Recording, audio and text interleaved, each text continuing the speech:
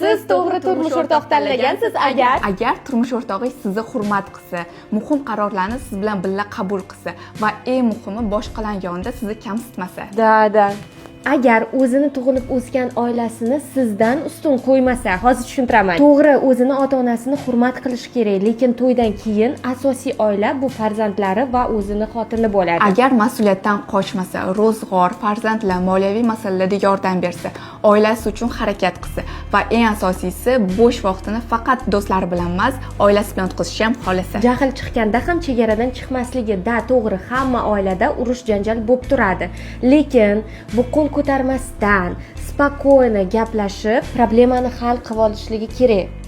To'g'ri. Agar mehnatingizni qadrlasa, uy ishlari, farzand tarbiyasi, oilaga qilayotgan xizmatingizni bu sani vazifang emas, rahmat etib sizga minnatdorchilik bildirsa. Agar sizni yolg'iz qoldirmasa, eng qiyin vaqtlarda o'zing epla, o'zing qil demasdan birga qilamiz, yoningdaman jonim desa. Aytganlarimizdan sizda nechtasi to'g'ri keldi?